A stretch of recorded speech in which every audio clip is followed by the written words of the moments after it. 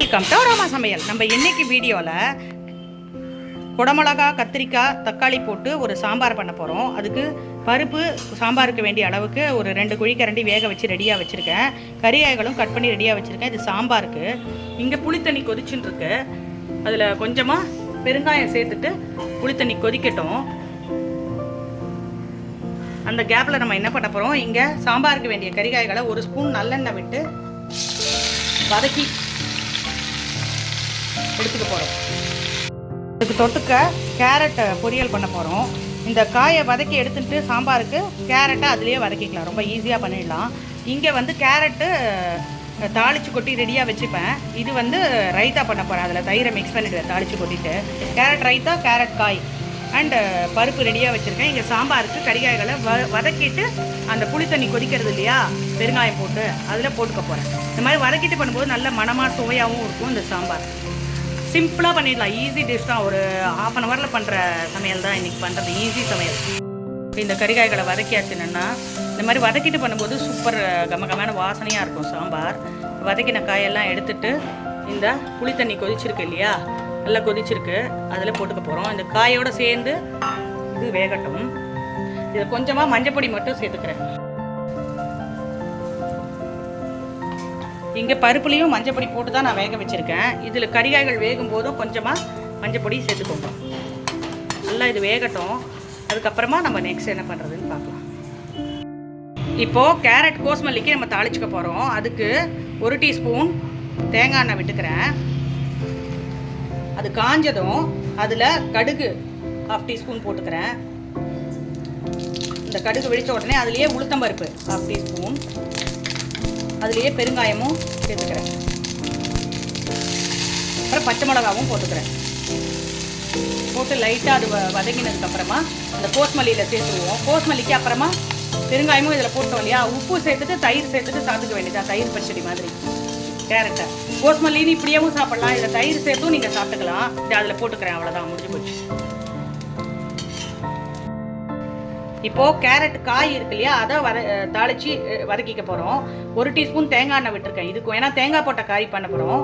கடுகு, அதில் கடுகு, உளுத்தம்பருப்பு, மிளகாய் வத்தல் எல்லாம் கிள்ளி வச்ச மிளகாய் வத்தல் எல்லாத்தையும் சேர்த்துக்கிறேன். தேவையான அளவு பெருங்காயம், அப்புறம் 1/4 டீஸ்பூன் மஞ்சப்பொடியும் சேர்த்துக்கிறேன். அப்புறம் இதுலேயே கட் பண்ணி வாஷ் பண்ணி வச்சுருக்கிற கேரட்டையும் சேர்த்துக்கிறேன்.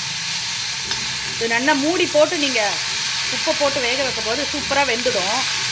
ஈஸியாக பண்ணிடலாம் அதை. இப்போ இந்த கேரட்டுக்கு தேவையான அளவு உப்பை சேர்த்துக்கிறோம். அப்புறம் நல்லா கலந்து விட்டுக்கலாம். இது நல்லா மூடி போட்டு வேகட்டும். அதுக்கப்புறமா நம்ம கடைசியாக தேங்காய் துருவல்கள் சேர்த்துக்கலாம். சூப்பராக வதங்கி ரெடி ஆகிடுது. அதில் நம்ம தேங்காய் துருவலை சேர்த்துக்க போகிறோம். இதை நல்லா கொஞ்சம் லைட்டாக மிக்ஸ் பண்ணி விட்டுக்கலாம். அவ்வளோதான், அடுப்பை ஆஃப் பண்ணிடலாம். சூப்பராக ரெடி ஆகிடுது. இந்த சாம்பாருக்கு கேரட் காய், குடமிளகா போட்டு சாம்பார் பண்ணாலே கமகமான வாசனையாக நல்லாயிருக்கும். அதுக்கு இந்த கேரட் காய் தொட்டுன்னு சாப்பிட்டா செம்மையாக இருக்கும், பிரமாதமாக இருக்கும். இப்போ இந்த கறிகாய்கள்லாம் சூப்பராக வெந்தெடுத்து புளி தண்ணியில் உப்பு போட்டு மஞ்சப்பொடி போட்டு, இப்போ இதில் சாம்பார் பொடி நான் 1.5 டேபிள் ஸ்பூன் எடுத்து வச்சுருந்தேன். இந்த சாம்பார் பொடி ரெசிபி வேணும்னா நம்ம சேனலில் இருக்குது, டிஸ்கிரிப்ஷனில் கொடுக்குறேன், ஐ பட்டன்லேயும் வரும். தேவைப்பட்டால் அதை ரெஃபர் பண்ணிக்கோங்க. இந்த சாம்பார் பொடியை போட்டுட்டு நல்லா கலந்து விட்டுக்கணும். இது ஒரு கொதி வரணும். நல்லா கொதித்து வந்ததுக்கப்புறமா பருப்பு சேர்த்துக்கலாம். இப்போ இந்த டிஷ்ஷுக்கு தேவையான அளவு உப்பையும் சேர்த்து ஒரு 1 மினிட் கொதிச்சா போதும். ஈஸியாக தாளிச்சிடலாம். நல்ல கமகமான இந்த சாம்பார் ரெடி ஆகிடுது. இது சாம்பார் பொடியோட ரெசிபி நான் ஐ பட்டனில் வரும். தேவைப்பட்டால் அதை ரெஃபர் பண்ணிக்கோங்க. இந்த சாம்பார் பொடி பண்ணும்போது வதக்கிட்டு காய பண்ணும்போது நல்லாயிருக்கும். சாம்பார் நல்ல மணமாகவும் சுவையாகவும் இருக்கும். இது நீங்கள் சுடசாதத்தில் நெய் பிசைஞ்சு இந்த சாம்பார் விட்டும் சாப்பிட்டுக்கலாம். இந்த கேரட் காய் தொட்டுன்னு சாப்பிடும்போது ரொம்ப நல்லா இருக்கும் இந்த சாம்பார். இப்போ சூப்பராக குழம்பு கொதிச்சுடுத்து அதில் இந்த பருப்பு நம்ம 2 குழசலாக குக்கரில் வேக வச்சுருக்கோம். அதை சேர்த்துட்டு கலந்து விட்டுக்க போகிறோம். அவ்வளோதான், சூப்பராக ரெடி ஆகிடுது. இப்போ இதுக்கு தேவையான அளவு உப்பு மட்டும் ஏற்கனவே கொஞ்சம் சேர்த்தேன் கறிகாய்கள் வேகும்போது. இப்போ இன்னும் கொஞ்சம் தேவைப்பட்டால் கொஞ்சம் உப்பு சேர்த்துக்கோங்க. இங்கே குழம்பு கொதித்து ரெடி ஆகிடுது. அடுப்பை ஆஃப் பண்ணிடலாம். இப்போது இந்த பக்கம் தாளிப்பு கரண்டி போட்டிருக்கேன். இதில் 1 டீஸ்பூன் நல்லெண்ணெய் வச்சுருக்கேன். அதில் கொஞ்சமாக கடுகு சேர்த்துட்டு, கடுகு வெடித்ததும் வாசனைக்கு கருவேப்பிலையும் சேர்த்துக்கிட்டோம். சேர்த்துக்கிட்டு அடுப்பை ஆஃப் பண்ணிவிட்டு இதையும் அந்த குழம்புல சேர்த்துக்கலாம். இந்த சாம்பார் வந்து ரொம்ப சுலபம், ஈஸி பண்ணுறது.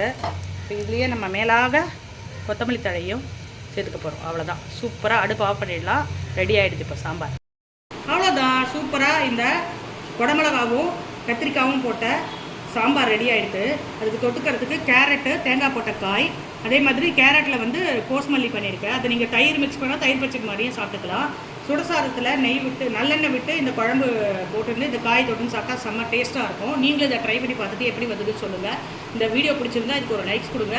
உங்கள் ஃப்ரெண்ட்ஸ் அண்ட் ஃபேமிலிஸ்க்கு ஷேர் பண்ணுங்கள். இந்த அரோமா சமையல் சேனலை சப்ஸ்கிரைப் பண்ணுங்கள். தேங்க்யூ.